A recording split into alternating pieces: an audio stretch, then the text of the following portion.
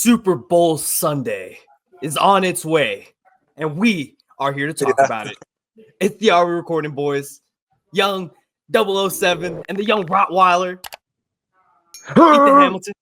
And today, we are joined by our good friend to talk about the Super Bowl, recap the conference championships, and get into all of your NFL content needs. We got Jourdan joining us today, man. Yes, sir. Yes, sir. Finally, he was going to be in breach of his contract if he did not join soon. I was telling you. I was going to end up like Acho, right? What? Y'all, you would have seen this. Saw that lawsuit. Let's get it. Let's get it. Let's Jourdan, pod. Let's pod. Man, hey, thank you so much for coming on the pod, man. We really appreciate your time and coming to talk football with us. Let's do it. Let's do it.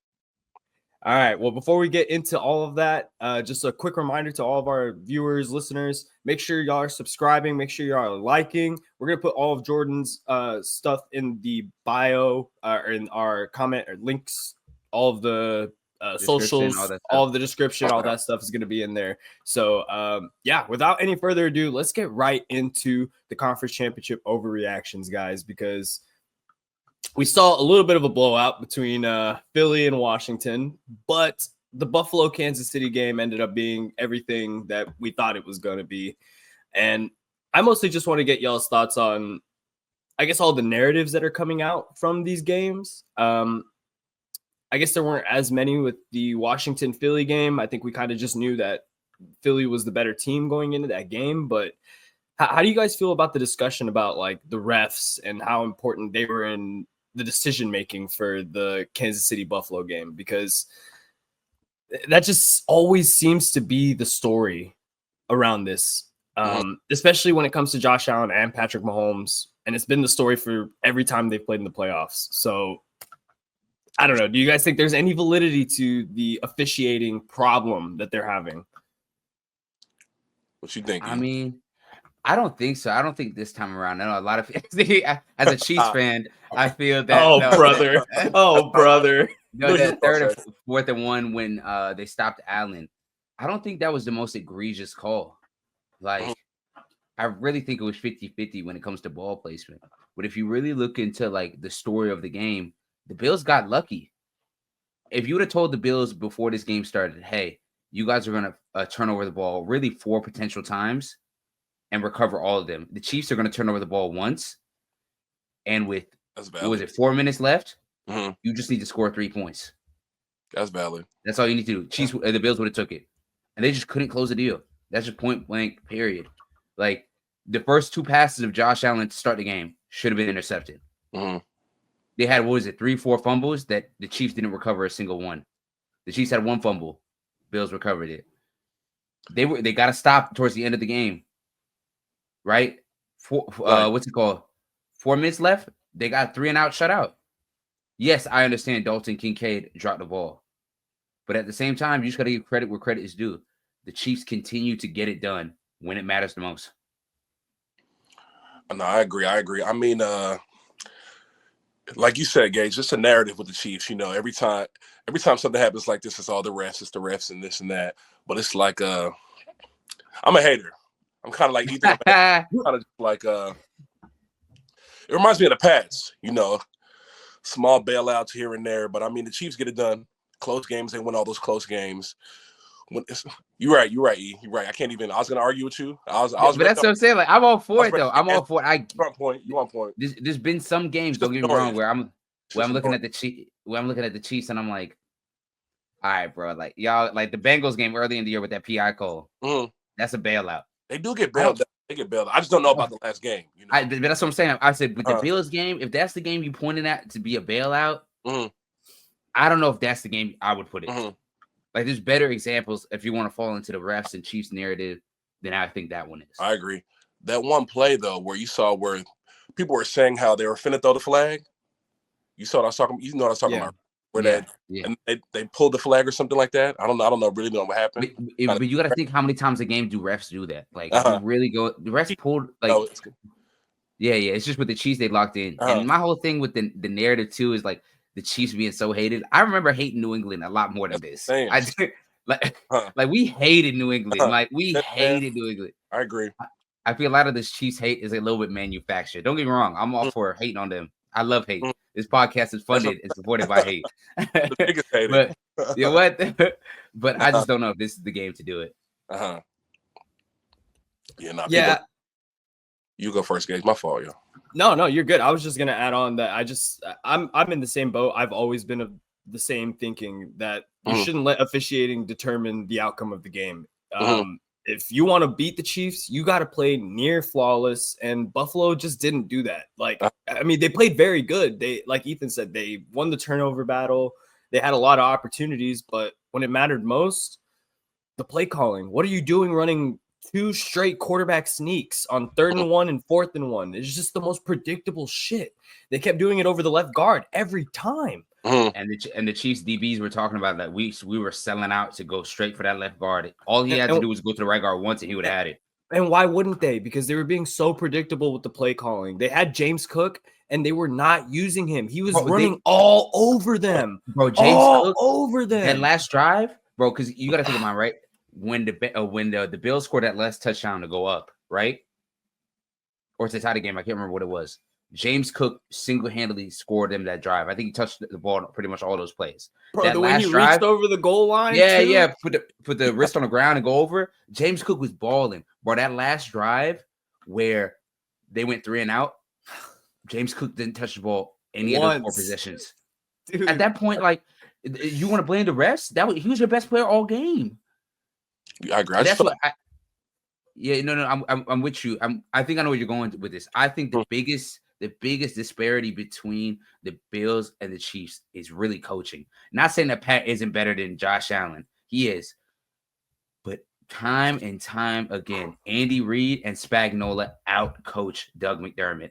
And this time it was Joe Brady, but they continuously keep doing it. Keep doing it. I just feel like with KC, bro, it's just they find different ways to pull it out every week. So it's just kind of like, again, it's kind of like they get the storybook ending every week. So it's annoying to people, you know. No. I feel you. But you got to just chalk it up like what did Chris Jones say about Spags? Hey, y'all want to continue not hiring him for a head coach? We're gonna keep him as DC, and this shit gonna keep happening. And it's like, bro, at this point, what more does Spags need to do? He's already one of the best defensive coordinators ever. Him with Andy Reid, like this shit is. What's it called? It's Teflon, bro. How many times I got to do this to y'all? Tom Coughlin. Of course, you're going to win Andy. Come on now. Yeah. See, here you go. It is what it is. Yeah. But, I mean, I know we ain't touched too much on it when it comes to the Washington and Eagles games. You guys have really any big takeaways from that game? I mean, Eagles did their thing. They were supposed to win that game. I just feel like with the Commanders, it was like it was a win-win. If they lose, we're gonna be like, okay, they lost, but everybody was like, okay, they're supposed to lose the game. If they would have won, we would have been saying, oh, Jaden Daniels is the next go, this and that. So I just feel like for them to get early was just a win-win. You know what they say? We the Commanders. You seen that? Left hand up. Who are we? The Commanders. Yeah, I feel like it was a win-win for them. You know, they weren't supposed to be there, and they made it far. You know, they got blown out on the biggest stage, but hey, it is what it is. No, and I agree with you. It's like they were playing with house money. Exactly. Like their big game was beating the Lions and make it to the conference championship, which they haven't done in so many years. So it's like you can't really hate them for their performance. Me and Gage called this. We knew Philly was going to blow them out. We really do. Like just the difference they were playing in Philly was because whenever Washington beat them earlier in the season, it was in Washington, and they weren't really giving Saquon the ball that day. Jalen Hurts wasn't having his greatest day. I'm not even sure that Jalen Hurts might have played that game. I think it might have been Kenny Pickett, but I just didn't see. Yeah, it was Kenny Pickett, right? Yeah. So I'm not even sure that I just knew the way Saquon was running. I didn't think Kellen Moore and Nick Sirianni was going to make that mistake twice. They were going to live and die by what he was going to do, and he went for what 250, 220, some shit like that again. So.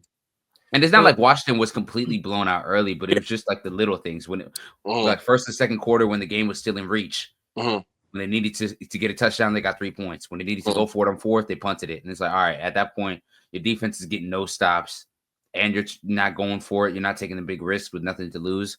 It was kind of the writings were on the wall. Yeah, I'm with you too, because I thought Jaden Daniels played really good, all things considered. In his first conference championship game against a divisional rival, a very good Philly team.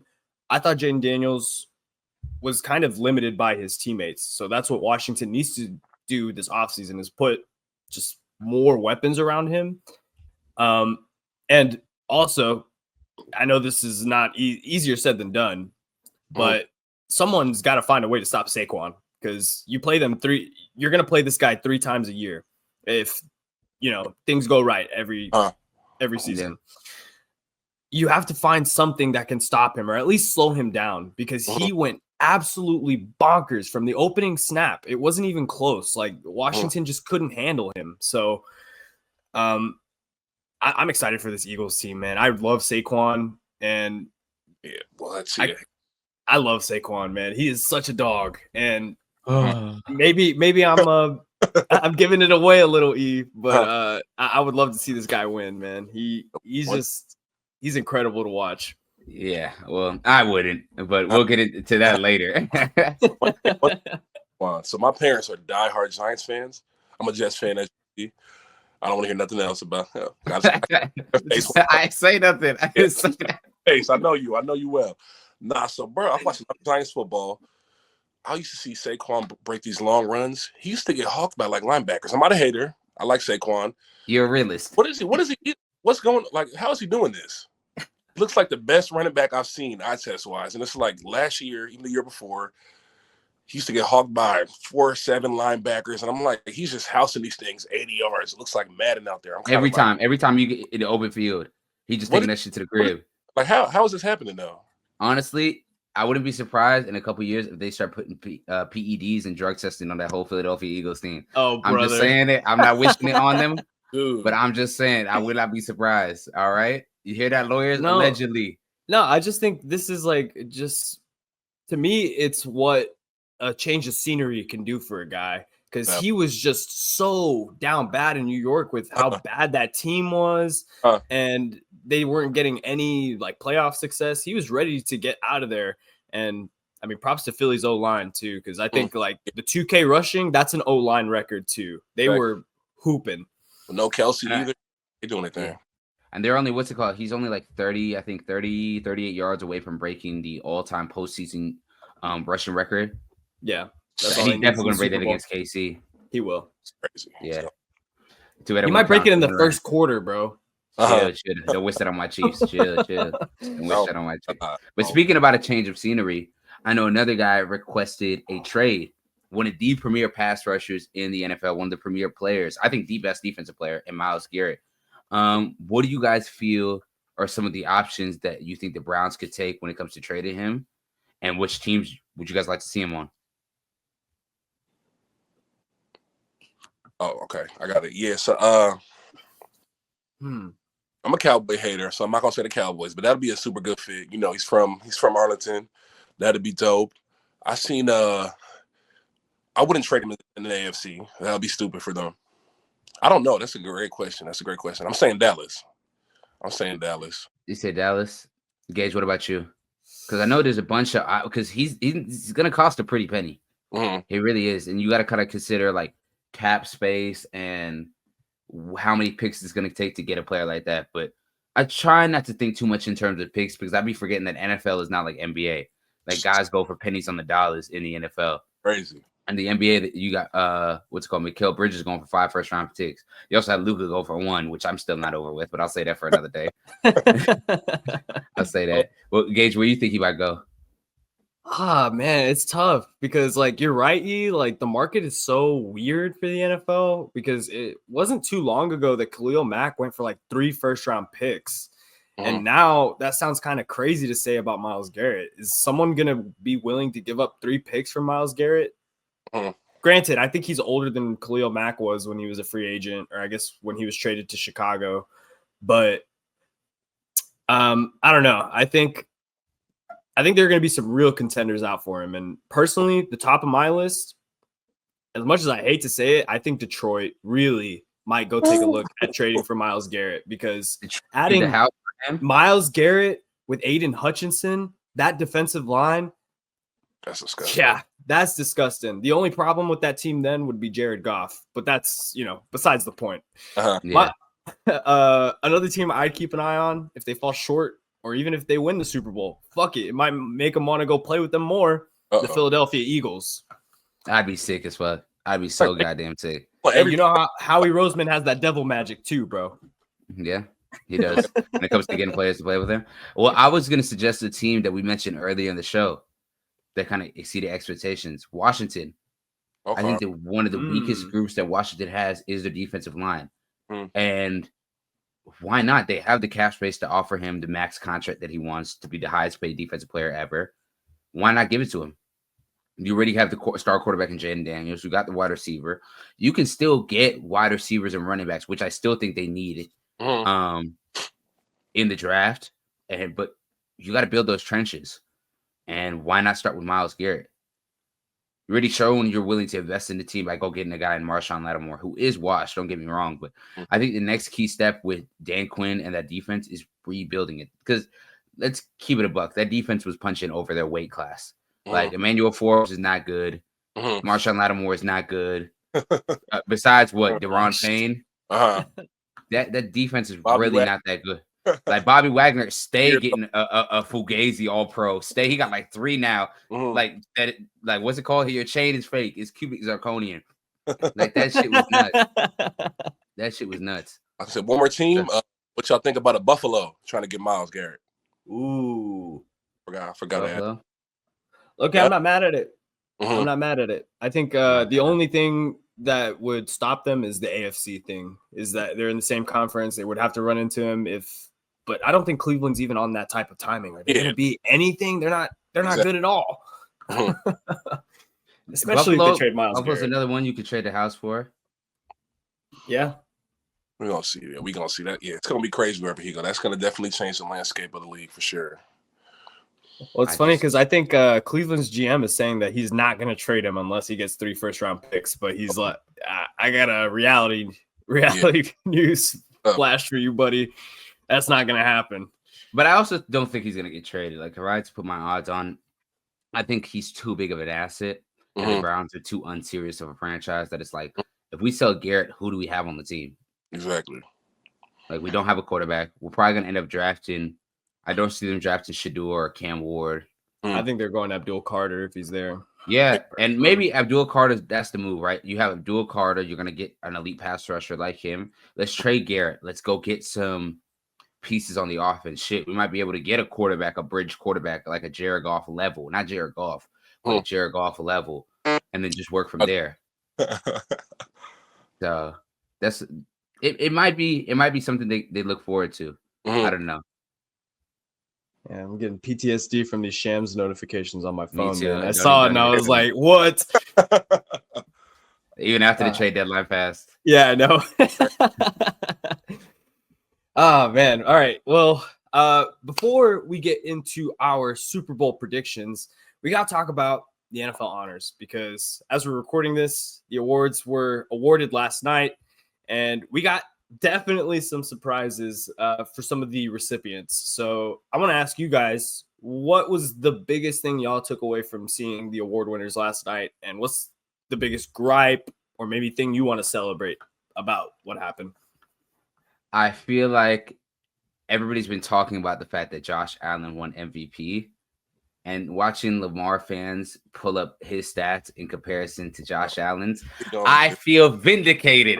I feel vindicated because last year when I told y'all that Dak should have been MVP over Lamar, y'all told me, well, Lamar beat good teams. Dak didn't beat good teams, even though Dak beat Detroit and Philly and Seattle, playoff teams, so on and such forth. I told y'all that Dak was playing better. But y'all told me, well, look at Lamar's supporting cast. He has Gus Edwards and a hurt Mark Andrews. That's why he should have won. So when Josh Allen did the same thing to him that he did to Dak, I don't want to hear it. I don't want to hear it. Sorry. Play that little small violin. Me don't care. Me don't care. I was waiting for this. Man, I think Lamar got robbed. You seen this? It was like 11 years since a quarterback got a first-team All-Pro, didn't get MVP. I feel like that was kind of crazy. I did see Josh Allen had 12 rushing touchdowns, which was like, okay. I just feel like Derrick Henry took away from you're right, E. Derrick Henry kind of takes away from Lamar. You have a 2,000-yard rusher, so it's kind of like, okay, but this is Lamar's best. This is best season. Stat wise, it's crazy. So it's kind of. I'm in the same boat as you. I think Lamar should have won MVP. I think it's Just regular not season.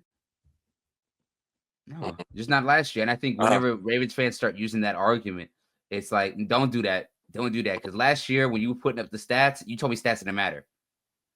And especially because the way Lamar lost to Josh Allen in the playoffs, it definitely left a lot of sour taste in people's mouths. Exactly. But I'm in the same boat. The fact that Lamar made first team All-Pro and Josh Allen won MVP is fucking stupid. Mm-hmm. And seeing people like Dan Orlovsky, Romo, Emmanuel Acho, and try to reason with the fact that, yeah, well, it's most valuable. It's the most BS semantic argument in the world. You cannot be MVP but not make first team All-Pro. Mm-hmm. That doesn't make any sense. I agree. Like, let's just keep it a bug. Going back to what you said, though, bro, I just feel like Dak has a bad rep. The Cowboys have a bad rep, so it's kind of like, nah. No. I knew it. Not to make this the Cowboys out, but you're right. Like that's really what the MVP is, the narratives. And this year, exactly, Josh had the narratives of like, well, if Lamar has 3 MVPs and Josh has 1, it's gonna look crazy. It's the same reason why Embiid got that MVP over Jokic, yep, right? It's the same exact thing. Mm-hmm. Well, if Jokic got 3 MVPs back to back, and Embiid don't have a single one, when we look back on this in 20 years, it's gonna start to look like the Steve Nash MVPs for Shaq. Even though Steve Nash deserved one of those MVPs, let's keep it a buck. Shaq don't want to hear that. Not one bit. They said Josh Allen's Macklemore. Macklemore with Kendrick. I was dying when I seen that. That's crazy. Yeah. But I mean, okay, so this is the thing is I was in the boat that I thought Josh Allen should have won. And my reasoning was just behind that the expectations for him coming into the year were different. He didn't have Stephon Diggs. The team wasn't as strong. And when you look at it at the end of the season too, I know the Pro Bowl doesn't really matter, but like I think it was 9 Pro Bowlers on the Ravens or 9 All-Pro players on the Ravens. And again, you can't take away from the season Lamar had. I don't know why anyone would put him outside of their top 2 for the voting. I think personally it should have been between those 2 guys. Mm-hmm. But again, it's that narrative. It's the narrative. Josh Allen hasn't won one. Josh Allen hasn't won an MVP, and he did all of this without his best player to this point in his career. And I think a lot of people just looked at that and were like, all right, we're going to give it to him. Lamar won one last year, basically on the same merit of, well, he's the most valuable player. He doesn't have the best stats. So let's just give it to Josh Allen. So I'm not mad at him winning the MVP, but I'm with y'all in the sense of that. I wish they would have kept it consistent and made him first team All-Pro if he was going to win MVP, because then you're just kind of cheating Lamar out of. But I think that's what me and Jourdan is saying. It's like, how does that make sense? Like the logic of, well, he's more valuable and shut the fuck up. We ain't trying to hear that shit. That don't make no sense. You're just on that. All that's falling on deaf ears. It's semantics, bro. Your semantics try to get your guy in, and I get it. Like people have had this thing with Josh Allen is they want him to be better than what he is. They want him to accomplish more than he has. And that's just not the case. Let him go out and earn it. And not to say he didn't earn MVP this year, but that doesn't make sense. Like to vote him All-Pro and then not vote him MVP. Like why? That doesn't make sense for Lamar. Like it really doesn't. Regardless if you think Lamar should have won MVP or not. Like that just doesn't make sense. I agree. Well, let's talk about some of the other awards because I don't think there were a lot of shocking ones. We saw Jaden Daniels win Offensive Rookie of the Year. I think that was kind of chalk. Pat Surtain won Defensive Player of the Year. How do we feel about that one? Deservedly so. You think so? Yeah, because I feel like Defensive Player of the Year now has become very, not I want to say semantic-y, but like a lot of people don't pay attention to it anymore if it's not the big stars, right? Exactly. TJ Watt didn't have a great year this year. Myles Garrett was cool, but didn't Garrett win it last year? Or was it TJ last year? I'm not tripping. No, TJ got screwed out of it last year. I think it was Garrett. Yeah. Was Garrett. Yeah, but that's what I'm saying. TJ already got, 1 or 2 Defensive Player years already. Garrett got 1, and this year neither one of them were particularly great. especially TJ. And I feel like DBs especially haven't gotten a lot of love recently. You talk about me on my former Cowboy shit. Trayvon Diggs didn't get too much love 2 years ago when he broke the interception record. Last year when Bland had, 6-7 pick sixes and broke the NFL record, he didn't get so much love. Sauce Gardner was mid as hell for another year, so we didn't really focus too much on him.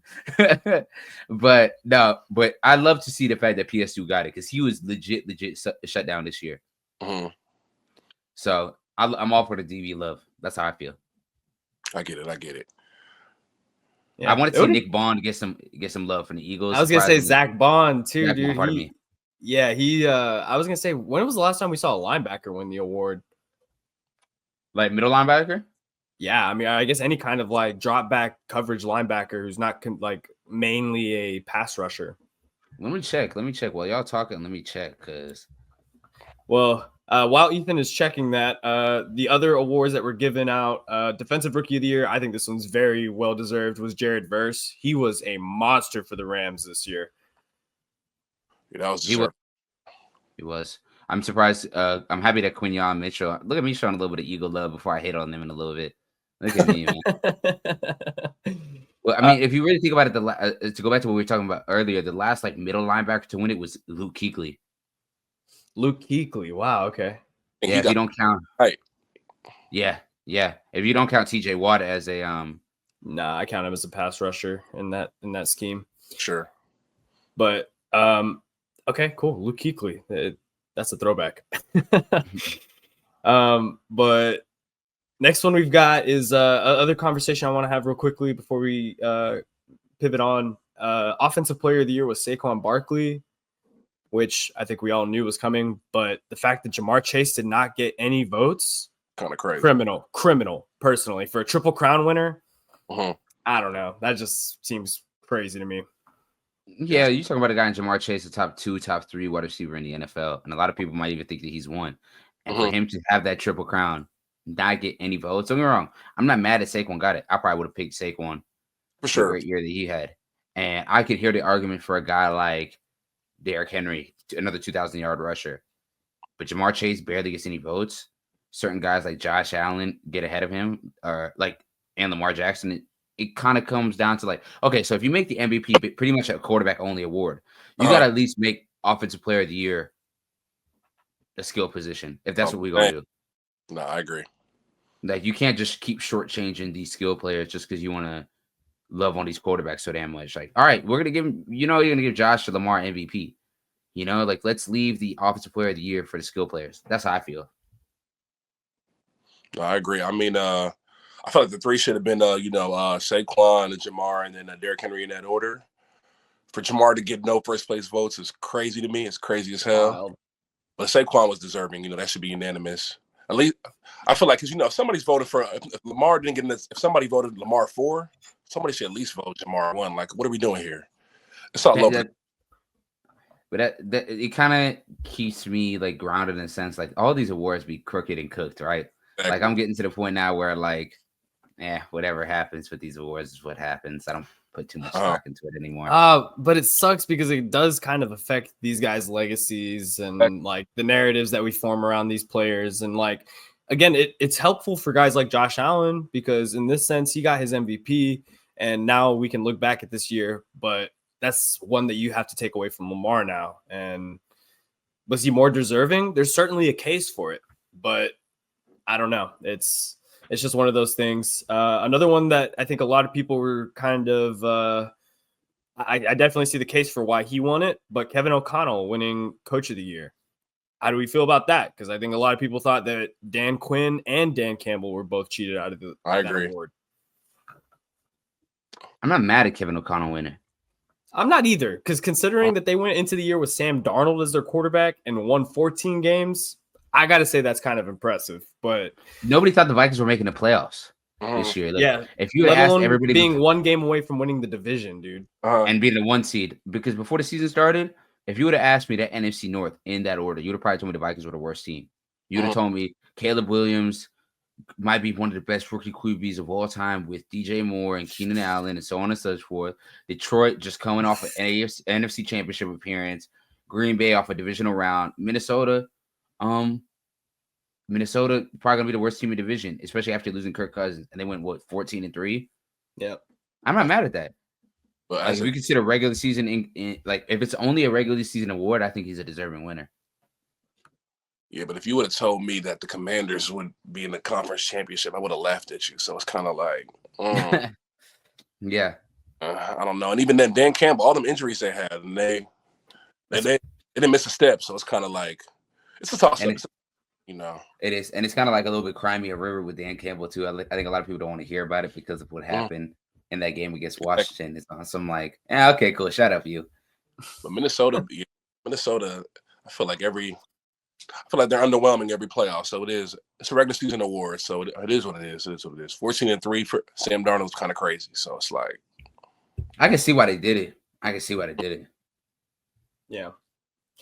Well, that's gonna wrap it up. Our NFL honors segment. If you enjoyed this and you want to see more content, make sure you're following us on Instagram, Twitter, TikTok, all that good stuff. And now, without any further ado, it's time to get into our Super Bowl predictions. And guys, we're on the Are We Recording podcast, so we're not just going to talk about the game. We're also going to talk about our prediction for the halftime show. But we'll get to that in a little bit. Let's start with the game. I want to get y'all's predictions. Who do y'all think is going to win the game? How do y'all see it playing out? Are the refs going to be another pinpoint conversation of this game at the end of it? The floor is y'all's. I go first. I told you this show was founded on hate. And it'll always stay that way. And now that I'm a full-fledged Kansas City fan, I'm not betting against 1-5. Not me. But I think this is going to be a tougher matchup for Kansas City than the first go-around 2 years ago. Because I think the Eagles' defense, especially their secondary, is considerably better. Their linebackers, with the way that Zach Vaughn is playing, is considerably better. Saquon Barkley makes that offense a lot more dangerous. Even if I feel like Jalen Hurts has limitations as a passer and a thrower. It's Casey's going to have their work cut out with him. Now, I think the benefits for Kansas City, if I'm on my analytical shit, the benefits of Kansas City is I feel like their wide receiving core is a lot better than the last time they played Philly. With Xavier Worthy being moved back into his gadget role, you have Hollywood Brown and DeAndre Hopkins. The weapons are a lot better than what it was last time with Sky Moore and Juju Smith-Schuster. Juju, who's still putting up solid numbers in the playoffs. He's a contributing member. Who would have thought? Because he hasn't done nothing the whole year. But TikTok even merchant. if Travis Kelce, and Travis Kelce, when come crunch time with him and Pat, he gonna make some shit shake. He gonna make some shit move. Defensively, I think this is where the difference might be. I think Kansas City's defense throughout the whole season hasn't been what we expect them. Like last year, they were dominant. They had Trent McDuffie. They had who was old boy that played for Tennessee on the other side. They just got traded. You're talking about what's his name? Snead. Yeah, L'Jarius Snead on the other side. They had legit two shutdown on both sides, and you saw that how that affected what the Niners were able to do. And they're not going to be. And I'm pretty sure they would love to have Snead right now going up against Philadelphia.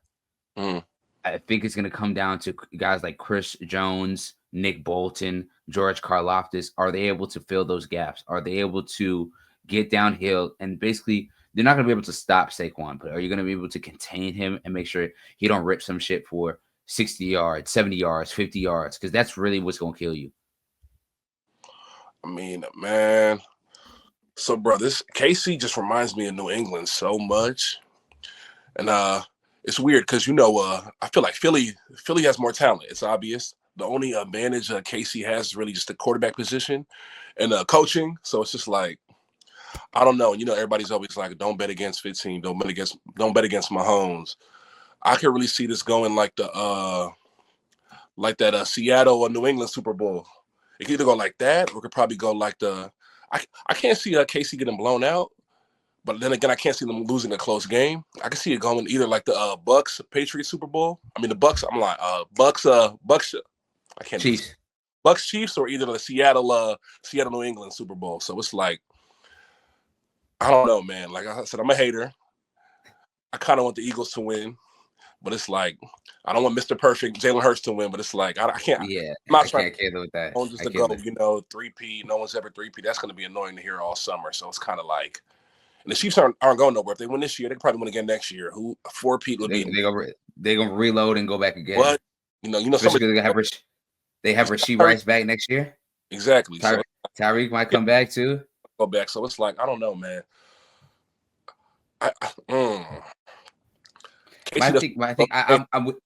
I'm with you on the front of like how this game's gonna go. I think either if it gets really Philly's best chance, in my opinion, they got to blow them out and they got to do it early. Exactly. Like sort of what Tampa was doing. You got to put them down. You got to put them down early because if you let KC hang around, if we let them stay within striking distance, come third quarter, fourth quarter, I'm just not betting against 1-5. I'm really not. Him, Reed, and if you don't even want to fall into the refs, so the refs as another continuous sheet. You just know they're gonna get the lucky breaks. They go get that holding call that they need. They go get that pass, roughing the passer that they need. Exactly. You just know it. And I think that's Philly's best bet is run the ball and blow them out early, sort of like what Tampa did, and let the defense do the work. Because if they're in the close game and it's Jalen Hurts trying to go machine for machine against 1-5, I know who I'm going with. Yeah, we don't. It's gonna be good. It's gonna be good for sure. Gage, how you feeling? Well, I'm a Jalen Hurts defender, man. I like Jalen Hurts. I like the Eagles. I said how much I love Saquon earlier, and I'm going for the Eagles. I think that they're going to be able to pull this one off. The team is just really good, and like you guys said, like if they're able to take the game out of Kansas City's hand, which is completely possible with Saquon and the way they play defense, you can win this game. You just got to go up, stay on top, and don't look back. Don't take your foot off their neck. Exactly. So I'm going with the Eagles. I wouldn't be mad at seeing the Chiefs because I appreciate the greatness too of Mahomes, man. Like say whatever you want about the refs or whatever. Making it to 3 straight Super Bowls, even if he doesn't win this shit, is incredible. He's amazing. Like there's just not another guy in the league doing this shit. So either way, I think it's going to be a fun Super Bowl. The game itself is going to be interesting as hell, I think, just from an X's and O's standpoint.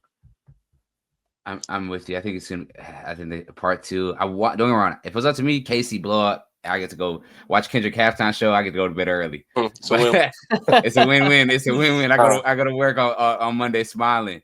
I don't see that. I think we're going to have a really, really good game. I hope so. I got Philly. You got Philly, Gage. You got Philly. I got Philly. I got KC. You're taking your home team? Yeah, I'm taking my home team. Yeah, I'm right up. What? Bro, Travis. I wish we had Trav on the pod too, Jourdan. Our friend Travis, he used to be a former Cowboys fan like me. He's converted. We're Kansas City fans together now.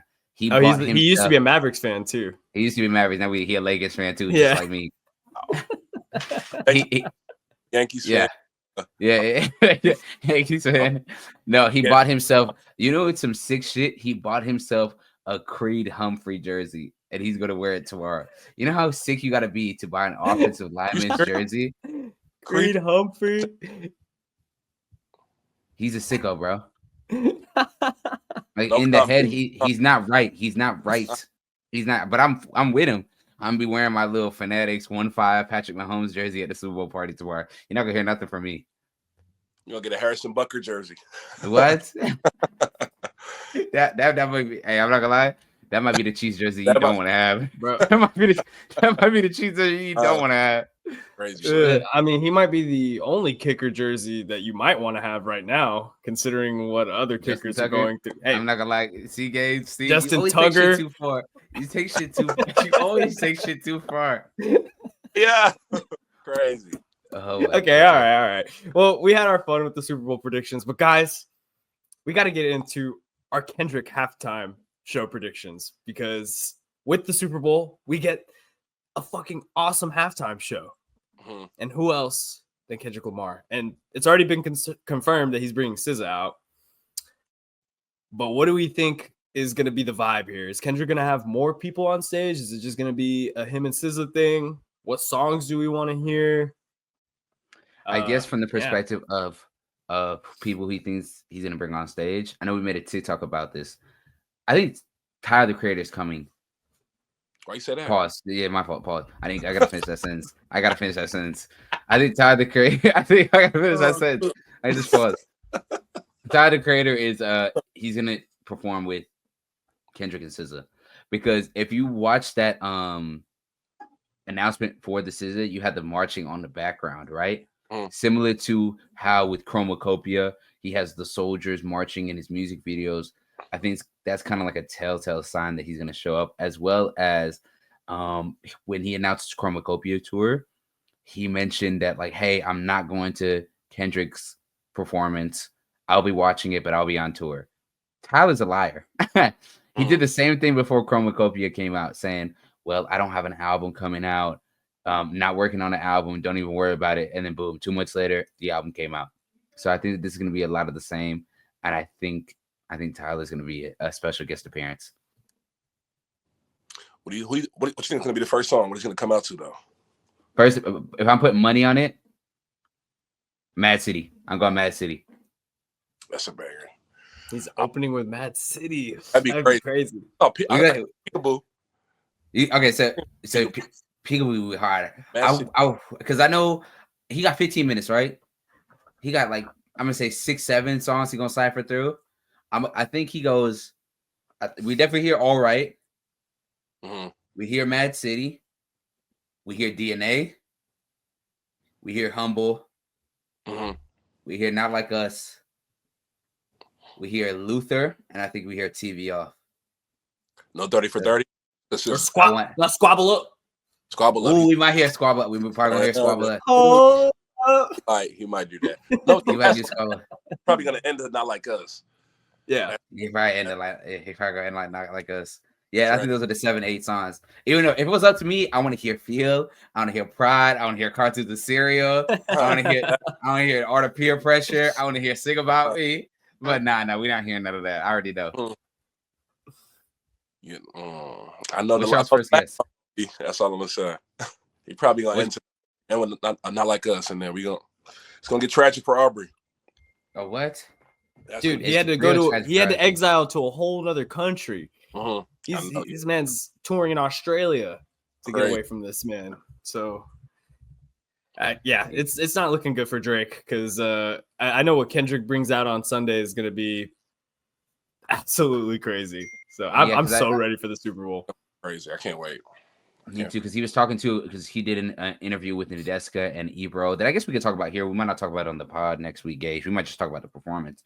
But I wanted to give a shout out to Nadeska and Ebro. I don't know if y'all watched the interview, but they did a good job of trying to navigate through the red tape, because you can tell that with a high profile artist like Kendrick and with the NFL and Apple Music being behind him, there were certain questions more to do with the beef that I'm pretty sure we all wanted to know that they just couldn't ask because he didn't want to talk about it. You could tell, right?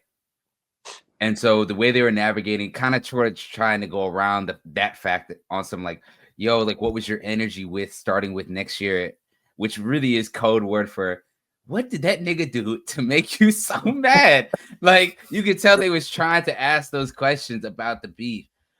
And shout out to Kendrick. Kendrick was on his PR shit. But if you read between the lines when he was talking about, like, you know, this is who I've always been. Like, my peoples knows me. TDE knows this is the type of energy. Because even Nadeska, I think it was Nadeska, was asking, like, hey, we've never seen this side of you. We're used to hearing you, like, be kind of this storyteller. Not saying that you weren't a storyteller during this beef, but you're not being with the messy shits like how you were this time around. Like, what made you go this way? And him on some, this is who I've always been. This is who I am. I don't know what to tell y'all. Like, I'm just authentically me. I'm like, oh, I know what that means. I know what that means.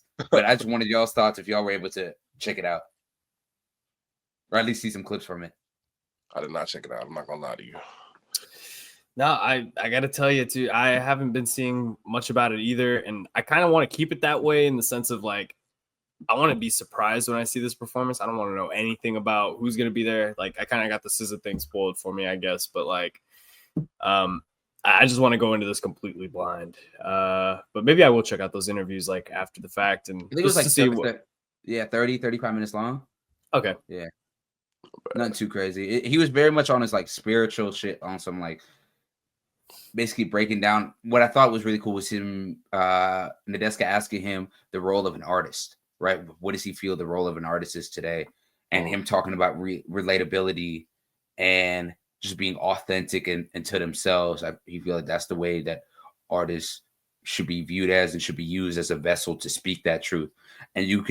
And the reason why I find that like important is because you look to GNX, right? You can make the case that GNX is his most commercially appealing album, his most relatable album that he's ever made, just stripping it down to just West Coast sounds and make it hard hitting fucking slaps. Like he said in the interview, like that's really what the motivation was. This is the type of music he listened to when he was a kid with DJ Quick and Dre, and he just wanted to fuck it. I want to make a West Coast album.